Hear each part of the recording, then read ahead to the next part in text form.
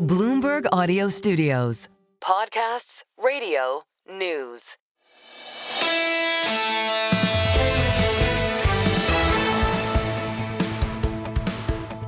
Single best idea on a Friday. We'll do it quickly. What a week. I mean, am I as exhausted as I was, 3 weeks ago, 6 weeks ago? I don't think so. But nevertheless, my head's spinning over the market reaction, over the worry about long-term yields. Just the reports of Japan, midnight, 2 a.m. Eastern time, on their GDP, a negative statistic on GDP with some huge political ramifications. I'd look for that. I think the trade I'm guessing, I'm not predicting, I'm guessing the trade negotiations with Japan and the United States will be absolutely fascinating. Just look at the size of Toyota imports. Maybe not like the 70s or the 80s, but still huge. It was great to catch up with William Lee of the Milken Institute. He's been incredibly busy with their wonderful conference. Thank you to Carol Masser, Shanali Bassick, and our team, Romaine Bostic, for the coverage out there at Milken.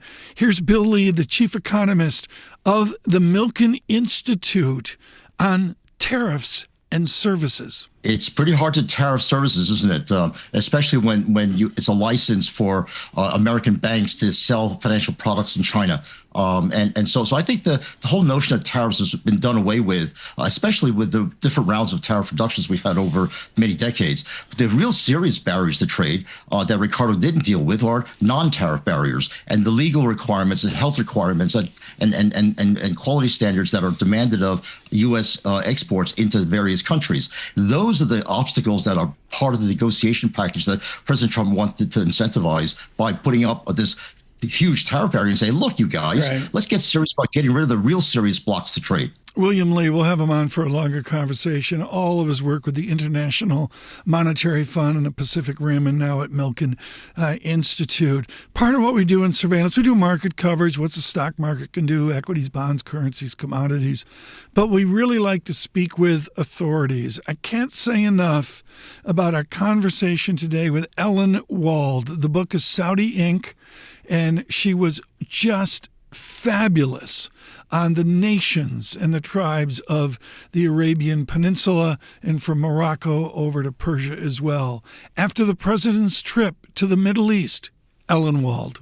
Every oil industry in the Middle East is run differently. And I think that's a common misperception. People think it's just this monolithic, national oil companies, but it's actually very different. Aramco has a totally different break-even price from, say, the Kuwait Oil Company or Iraq or, the UAE or, even Bahrain, for example. So Aramco's is basically the lowest in the world. Their break-even is, depending on what they're producing, can be between $2 and $10. I usually like to say around $6. That's kind of an average. That's the lowest in the entire world. So no matter how low oil prices go, Aramco is still going to come out on top. Now, that's different from the price that the Saudi government would like oil to be at to balance their budget, which I think is really a totally useless figure. People like to bring this out. The IMF likes to talk about it, but that really doesn't influence the Saudi government all that much because the Saudi government isn't selling oil. Aramco sells oil. The Saudi government gets revenue from that oil and those oil sales, but they're not actually selling it. And so their price point, their break-even points are higher, and they needed a higher price for their budget.